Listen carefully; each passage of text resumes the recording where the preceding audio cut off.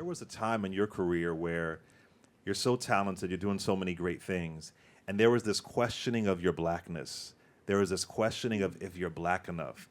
And I'm glad to see that doesn't happen too much anymore. But that was a really just vile moment. That it happened to other people too. Happened to Diana Ross at one point, believe it or not. Happened to Whoopi Goldberg. Diane Carroll. Diane Carroll, Yeah, right? Sammy Davis. Dionne Sammy Warwick. Davis, There's a clip that went viral Of- about a conversation that Diane Carroll was having with Dionne Warwick, and I reposted Exactly. that because what I love about this, Wiz, is that it's not a monolith. You know what I mean? It shows us. It shows us the culture, all of our blackness in many different levels and many different types of, ways. We are all different types of black people. I grew up in Toronto, and the Wiz reached me. You know what I mean? So, and it can reach anybody, reach everybody in the Caribbean too. You know what I mean? Lord have mercy. So we are different, and I love that we get a chance to explore that and express that.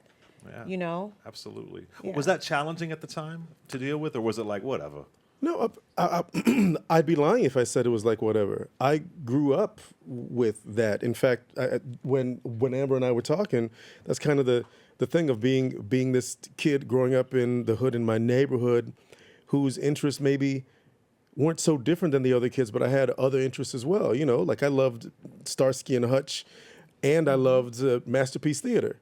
So just because I love that, now I'm not black enough, or I'm not this enough, or you end up fighting that fight, and that becomes part of that imposter syndrome of now I have to act like something because you say that I have to act like this, and you bring, and then at a certain point, when all that was happening, I'm like, well, what can I do to prove to you that I'm black? I was the first black person to win daytime and nighttime Emmys. I was the first black man to host the Miss America pageant, the first black performer to have a talk show during the all these first, and it still wasn't good enough. I still don't get invited to the NAACP Image Awards, even though I hosted it once.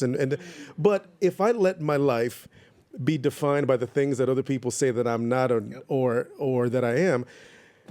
Dude, I'm 51. I don't got time for that shit. I'm exhausted. So I'm happily me, and now I can inspire my daughter, or I can inspire some other kid in his neighborhood making radio plays and writing plays in his own bedroom. Yes, dude, do you, and then screw everybody else. Absolutely. And I love it. Yes. They even did that to Whitney. Y'all remember that? To Whitney Houston, they did that too. Yeah, That's did. a sad thing.